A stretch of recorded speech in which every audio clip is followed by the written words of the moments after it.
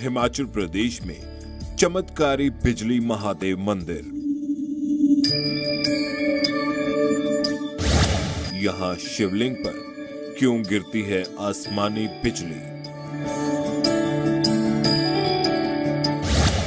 कुल्लू की पहाड़ी पर क्यों भोले बाबा ने किया था युद्ध? मंदिर में शिवलिंग का श्रृंगार क्यों है सबसे अलग? गांव में गाय के दूध से पहले माखन पर किसका हक? तमाम सवालों पर जी मीडिया की स्पेशल रिपोर्ट।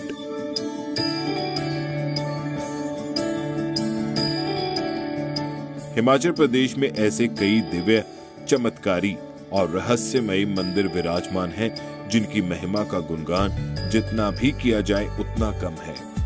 भोले बाबा का ऐसा ही दिव्य स्थल कुल्लू घाटी की पहाड़ी के सबसे ऊपर स्थित है। जी हां, ये दिव्य धार्मिक स्थल बिजली महादेव के नाम से प्रसिद्ध है। हमारे संवाददाता संदीप सिंह इस पवित्र स्थल से आपको बाबा के दर्शनों के साथ साथ बिजली महादेव से जुड़े रहस्यों पर खास रिपोर्ट दिखाएंगे। प्रसिद्ध धार्मिक स्थल बिजली महादेव के सफर के लिए हमारी टीम ने कुल्लू से शुरुआत की थी। सड़क के रास्तों से होते हुए लगभग 17 किलोमीटर का सफर हमने गाड़ी से तय किया और उसके बाद लगभग 3.5 किलोमीटर की पैदल यात्रा जो है वो पूरी करनी पड़ती है। इस बेहद महत्वपूर्ण धार्मिक स्थल पर पहुंचने के लिए लगभग 15 मिनट से ज्यादा का समय हो चुका है। इस पहाड़ीदार रास्ते से होते हुए अब हम बिजली महादेव मंदिर की तरफ बढ़ रहे हैं और यहां से आगे की तस्वीर आपको दिखा दूं कि किस तरीके से बेहद खूबसूरत इन जंगलों के बीच से होते हुए इस तरीके से रास्ता जो है वो इस पहाड़ी के टॉप तक जाता है और ठीक उस स्थान पर विराजमान है बिजली महादेव। अभी भी यहां से लगभग 2 किलोमीटर से ज्यादा का सफर तय करना बाकी है और जिसे तय करने के बाद आपको उस बेहद शक्तिशाली बिजली महादेव कि ऐसे स्वरूप के दर्शन कराएंगे जो पूरी दुनिया में सिर्फ इसी पहाड़ी के टॉप पर मिलता है। चलिए। हमारी टीम ने कुल्लू से बिजली महादेव के लिए गाड़ी से सफर की शुरुआत की। लगभग 17 किलोमीटर की दूरी तय करने के बाद सड़क के आखिरी छोर तक पहुंचे। यहां से तकरीबन 3.5 किलोमीटर दूर पहाड़ी के टॉप पर पहुंचने के बाद पैदल यात्रा शुरू की। लगभग 1.5 घंटे की पैदल यात्रा करने के बाद अब हमारी टीम समुद्र तल से 7,840 फीट की ऊंचाई पर पहुंच चुकी है और ऐसे में यहां पहुंचने के बाद जो नजारा है वो बेहद खूबसूरत दिखाई देता है, क्योंकि ये जिला कुल्लू का एक ऐसा धार्मिक स्थल है जिसकी आस्था बहुत अटूट है। यहां पर पहुंचने के बाद एक तस्वीर आपको दिखाना चाहूंगा। शाम का समय है, ये इस पहाड़ी के टॉप पर स्थित धार्मिक स्थल है और यहां से अमूमन दिनों में जबरदस्त तरीके से जो है वो नजारा दिखाई देता है। हालांकि आज जो है वो बादल यहां पर घिरे हुए हैं।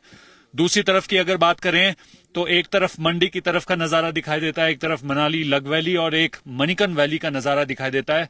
चलिए अब बिजली महादेव मंदिर के आपको दर्शन करवा देते हैं। ये बिजली महादेव का बेहद महत्वपूर्ण स्थल है और यहां पर भोलेनाथ के ऐसे श्रृंगार के दर्शन होते हैं जो कि पूरी दुनिया में इकलौता स्थान है। चलिए आइए। इस मंदिर में स्थित शिवलिंग पर आसमानी बिजली गिरती है, जिसके पश्चात शिवलिंग कई टुकड़ों में बंट जाता है। लेकिन इससे भी ज्यादा हैरान करने वाली बात यह है कि मंदिर के पुजारियों द्वारा एक प्राचीन लेप से जोड़े जाने पर यह शिवलिंग पुनः जुड़ जाता है। मक्खन से लिपटे बाबा के ऐसे दिव्य दर्शन सिर्फ यहीं मिलते हैं। कुल्लू से करीब 20 किलोमीटर दूर समुद्र तल से 7,874 फीट की ऊंचाई पर मथान स्थित बिजली महादेव मंदिर के अंदर शिवलिंग पर हर साल बिजली गिरती है। हैरानी की बात यह है कि हर साल गिरने वाली बिजली का कोई समय निर्धारित नहीं होता।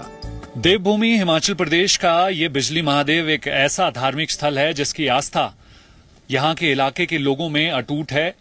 इस स्थान की एक खास बात यह भी है कि हर 1-2 साल के भीतर जो है यहां पर आसमानी बिजली गिरती है और बिजली जो है वो बिजली महादेव अपने शिवलिंग पर जो है वहां पर उसको जो है ग्रहण करते हैं। और कहीं ना कहीं ये एक ऐसी धार्मिक जो है एक स्थिति है जिसको दिखाना बहुत जरूरी है। मैं उस स्थान पर खड़ा हूं क्योंकि यहीं पर इस ध्वजा की अगर मैं बात करूं तो ये लकड़ी की ध्वजा, इसी ध्वजा पर जो है अमूमन बिजली गिरती है और ठीक इसके सामने जो है विराजते हैं बिजली महादेव। और बिजली महादेव के एक ऐसे अलौकिक श्रृंगार के दर्शन यहां पर होते हैं जो कि पूरी दुनिया में ये इकलौता ऐसा मंदिर है। चलिए आइए आपको भीतर लेकर चलते हैं और वहां पर किस तरीके से बिजली महादेव जो है वो उनका स्वरूप रहता है।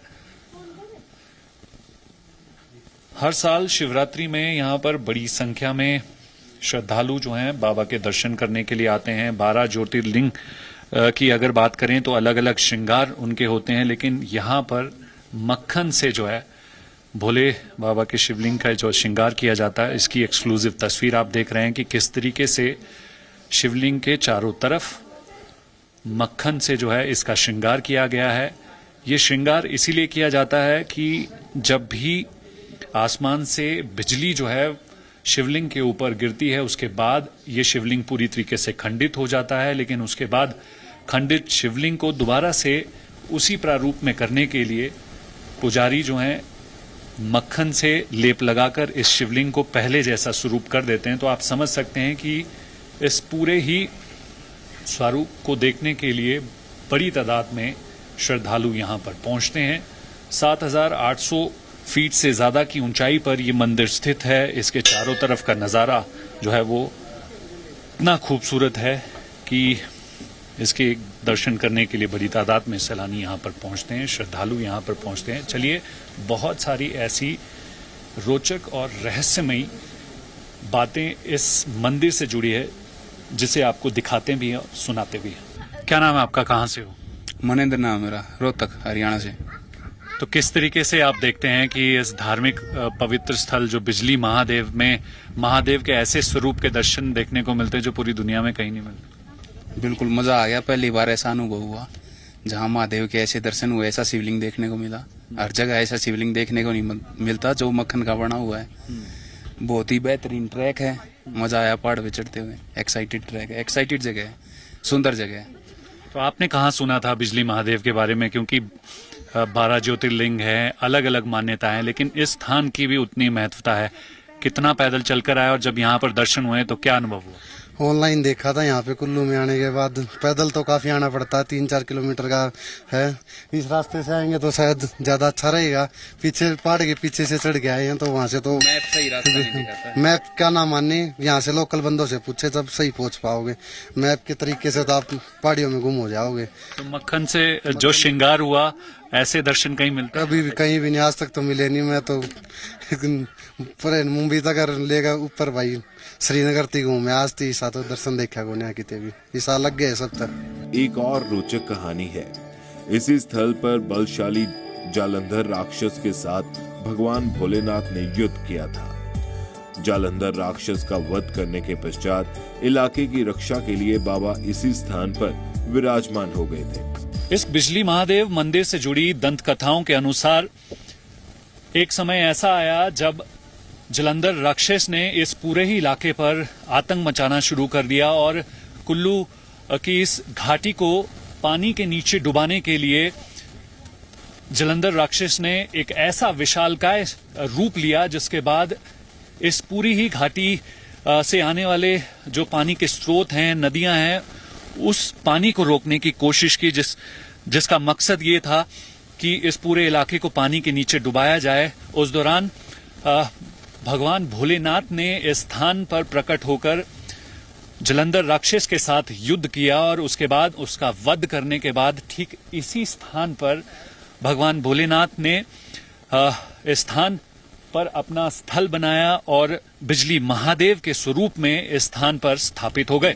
बिजली महादेव का ये धार्मिक स्थल कई वर्षों तक गुप्त रहा। इस पर भी एक रोचक कहानी है। भोले बाबा के गुप्त स्थल के बारे में गांव के लोगों को कई वर्षों तक जानकारी ही नहीं थी। इस स्थान से दूर गांव का ग्वाला अपनी गाय और मवेशियों को लेकर पहाड़ी के सबसे ऊंचे हिस्से पर चराने के लिए लेकर आता और जब घर पहुंचने के बाद दूध गाय से ग्रामीण निकालने की कोशिश करते तो गाय दूध नहीं देती। फिर गांव के लोगों को ग्वाले पर शक होने लगा। फिर एक दिन पीछा कर पहाड़ी के ऊपर पहुंचे तो देखा कि एक गाय पहाड़ी पर झाड़ियों में खड़ी है और दूध स्वतः ही गिर रहा था। जब पास आकर देखा तो एक पत्थर दिखा जिसके आसपास की मिट्टी हटाई गई तो शिवलिंग नजर आया। भोले बाबा का ऐसा पवित्र स्थान इस पहाड़ी के सबसे ऊंचाई पर स्थित है, ये यहाँ के आसपास के गांव के लोगों को नहीं पता था। इस बात से एक यहाँ की रोचक कहानी है, क्योंकि बताया जाता है कि सदियों तक भोले बाबा इसी पहाड़ी के ठीक ऊंचाई पर जो है वो गुप्त स्थान पर विराजमान थे, लेकिन उसके बारे में यहाँ के गांव के लोगों को कई सालों तक पता नहीं चला। और जब भी आसपास की इस पहाड़ी के साथ लगते गांव से जो है मवेशियों को चराने के लिए ग्वाले के साथ भेजा जाता था तो बताया जाता था कि उन गायों में से हर रोज एक गाय जो है वो दूध नहीं देती थी, और जिसके बाद लगातार हर दिन इसी तरीके की समस्या जो है गांव के लोगों को आने लगी। उनकी गाय जो है वो दूध नहीं देने लगी। फिर लोगों को शक हुआ कि जो ग्वाला जिसकी जिम्मेवारी इन गाय को चराने की है, क्या वो दूध खुद पीता तो नहीं है या फिर बेच तो नहीं रहा है। उसके चलते गांव के लोगों ने एक दिन सोचा कि ग्वाले का पीछा किया जाए, और पीछा करते करते जब गांव के लोग ठीक इसी स्थान पर पहुंचे तो देखा कि एक गाय झुंड से अलग होकर ठीक इसी पहाड़ी के ऊपर जो ये सामने पेड़ वाला हिस्सा दिखाई दे रहा है, इसी स्थान पर जो है एक पत्थर पर अपने आप दूध जो है वो गिर रहा है। और तब जाकर गांव के लोगों को पता चला कि शिवलिंग यहां पर है, और उसके बाद इस स्थान पर जो है वो एक ऐसी मान्यता बढ़ती गई जिसके बाद बिजली महादेव की आस्था जो है यहाँ के लोगों में बढ़ती चली गई। सदियों से मक्खन से ही शिवलिंग का श्रृंगार किया जाता है। यहाँ की अटूट आस्था पर एक महत्वपूर्ण प्रथा है। आसपास के गांव के ग्रामीण गाय के दूध से निकालने वाला पहला मक्खन बिजली महादेव मंदिर में देते हैं। यह प्रथा सदियों से चलती आ रही है। बिजली महादेव का इस जगह पर ऐसा आशीर्वाद है कि मंदिर के इर्द गिर्द हरी हरी घास खाने वाली गाय खूब दूध देती है। यही वजह है कि मंदिर के नजदीक के सभी गांवों में दूध और घी की कभी कमी नहीं होती। आपका नाम जानना चाहूंगा और आप करते क्या हैं? मैं डॉक्टर सूरत ठाकुर।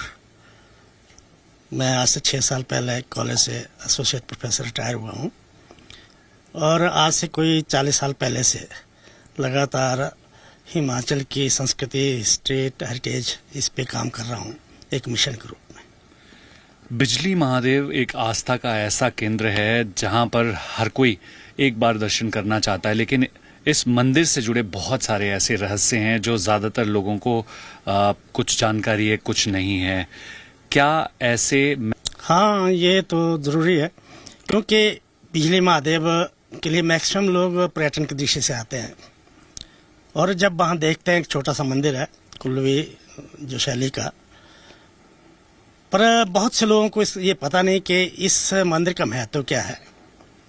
कहते हैं कि किसी समय जलंधरासुर नामक का जो राक्षस था उसको कुलांतक भी कहते थे, यहाँ कुल्लू से संबंधित, वो लोगों को जब तब तंग किया करता था। इवन देवी देवताओं को तंग करता, ऋषि मुनि जो तपस्या करते थे उनको भी तंग करता। इतना कभी अजगर का रूप धारण करता, कभी किसी और चीज का रूप धारण करता। यहाँ वो अक्सर अजगर का रूप धारण करके आता था। देवी देवता जब बड़े परेशान हुए, लोग बड़े परेशान हो गए, उन्होंने भगवान शिव की आराधना की। शिव से कहा कि महाराज ये तो बड़ा मुश्किल है कि, और आपकी शिव भूमि है ये हिमाचल में, हर पर्वत पर आपका वास है, हिमालय में आपका वास है। तो शिव जी ने कहा कोई नहीं, मैं उसका निवारण करूंगा। और फिर कहते हैं कि शिव जी प्रकट हुए, उन्होंने उस राक्षस का जो सिर था त्रिशूल से इसी स्थान पर मारा था उसको। हालांकि वो राक्षस इतना लंबा था, उसका सिर बिजली महादेव में होता था और धड़ नीचे जिया में और पूंछ यहाँ इस तरफ एक नागनी धार वहां तक थी, इतना बड़ा था वो। जब उन्होंने त्रिशूल से मार दिया उसको, खत्म हो गया वो। फिर भी देवी देवताओं में संशय रहा, लोगों में संशय रहा कि महाराज अभी तो आपने मार दिया, परंतु ये माया भी है, माया भी फिर जिंदा हो सकता है और फिर हमको तंग करेगा। तो तब शिव जी ने कहा कि जब जब आपको लगेगा कि इसका प्रभाव बढ़ रहा है, इसकी शक्ति बढ़ रही है, तब तक मैं बिजली गिराया करूंगा और वो बिजली पहले मैं अपने पर गिराऊंगा और नीचे इसका जो शक्ति है वो समाप्त हो जाएगी। तब से इस जगह का नाम बिजलेश्वर महादेव पड़ा और बाद में शिव जी स्वयं भू लिंग के रूप में यहाँ प्रकट हुए, जो अभी भी आपने देखा होगा। वो स्वयं भी लिंग है, वो कहीं से नहीं लाया गया। ये इसका मेन कारण है बिजली महादेव कहने का। दूसरी तरफ एक और रोचक जो है वो कथा इसी मंदिर से जुड़ी है कि एक नांडा ग्वाला था और इस स्थान के बारे में ज्यादातर आसपास के गांव के लोगों को पता नहीं था। ये गुप्त स्थान पर जो है वो शिवलिंग रहता था और गाय से जुड़ी एक कथा है। क्या बिल्कुल सच में है ये। जब शिवलिंग स्वयं यहाँ प्रकट हुए तो प्रकट तो हो गए, लोगों को पता था, बस्ती बहुत नीचे थी। तो एक ग्वाला वो अपनी गाय चराने वहां जाता था क्योंकि सुंदरधार थी, घास बड़ा अच्छा था। तो एक दिन उसने देखा कि मेरी गाय वहां उस पे जा रही है झाड़ी के नीचे और दूध दे रही है। हालांकि उससे पहले उसके जो मालिक थे वो उसको कहते कि भाई शाम को दूध आ नहीं रहा, तू स्वयं पीता होगा, कुछ करता होगा। उसने कहा कि कसम से मैं नहीं पीता, मैं चराता हूँ, चरा के वापिस लाता हूँ। तब उसने छानबीन की कि गाय जाती कहाँ है। तो जब उसने देखा एक दिन कि वहाँ झाड़ी के पीछे चली गई तो देखा कि वो दूध अपने स्वतः उसका झर रहा है गाय का। और तब उसने देखा कि छोटी सी पिंडी उस वक्त छोटी सी नजर आ रही थी वो। उसने घर आके सारी कहानी अपने मालिक को बता दी। उन्होंने गांव वालों को बताया कि वहाँ ऐसा ऐसा है। तो सब गांव वाले चले गए और फिर उन्होंने सारी सफाई करके पूरा शिवलिंग वहाँ निकाला, परंतु उसका अंत नहीं मिला उसको। उनको जितना निकला उन्होंने उतना ही रखा वो।